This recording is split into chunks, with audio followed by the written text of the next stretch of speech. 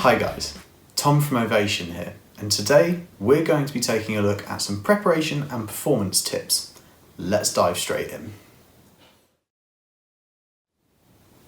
Tip 1. Rehearsing efficiently. So, to rehearse efficiently means using your time in rehearsals to your best advantage, okay? So rehearsals are obviously there for a reason.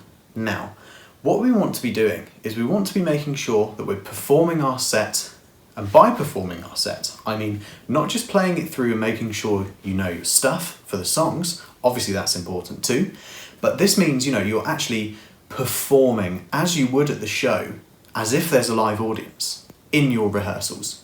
You're targeting the performance aspect in your rehearsals, okay? And that I feel is one of the most important things to efficiently rehearse.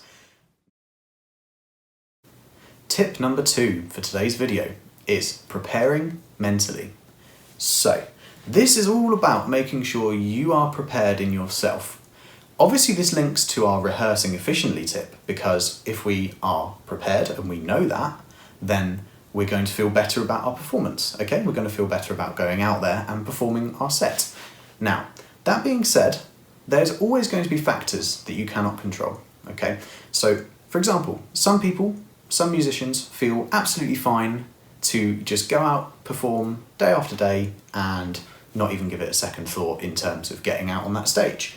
Now, other people, in some cases, can suffer from things such as performance anxiety. Now, this is something we can't control. We do not have control over how we feel about these things. So it's very important to make sure, obviously we're rehearsed, it does tie into that, because then we're going to feel better about it to go out, and that's going to actually help counteract these sort of feelings. However, it's all about how we deal with them in the moment, okay? We need to be having some sort of relaxation time before we go and perform to just prepare yourself to go out there and give it your all and play with confidence, okay? Because I think it's very easy to overanalyze and think, oh, I made a mistake here, did everyone notice? Chances are nobody noticed, okay? So we can actually go out there with some sort of confidence and conviction and perform at our best. And even if we make mistakes, which 90% of the time, we will. That's just part of going out there and performing in front of an audience, okay? These things happen. But it's all about how we either come back from that musically, or it's how we sort of deal with that in the moment. Tip 3, stage presence and commanding the audience. This is all about performing the show. We've rehearsed, we've prepared, now we're here. On stage, playing to an audience, okay? So imagine your favourite gig you've ever been to.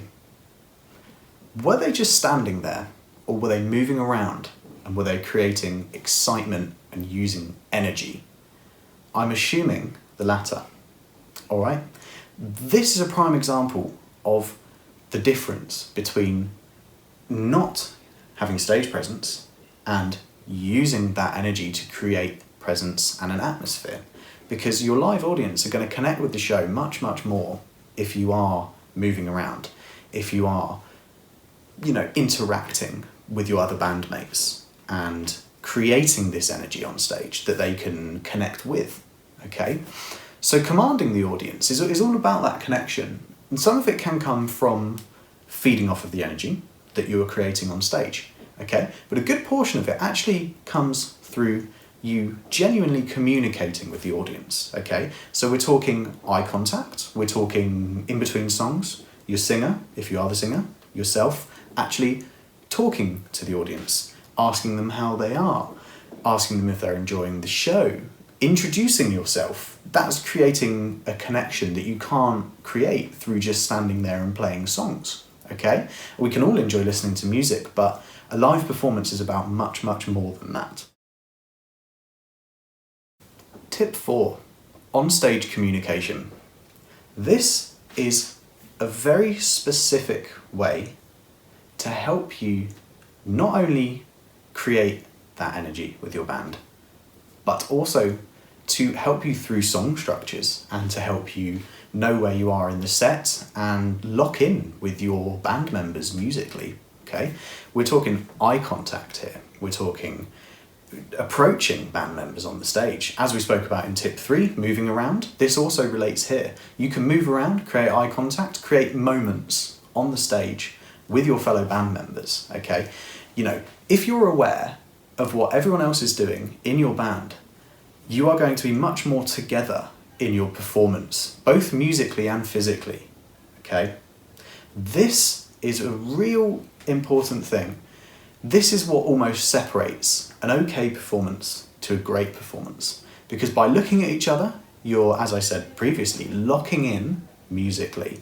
And by that, I mean you're sensing the rhythms and you're joining the parts that you're all playing together, and you're all there in the space and you know that you're all in that same space, rather than creating a bubble, which we all are, you know, very familiar with doing, I'm sure, but creating that bubble around ourselves on a stage, that's what we want to shy away from here. We want to create that bigger bubble of the band all together on the stage at the same time in the same place playing the same songs.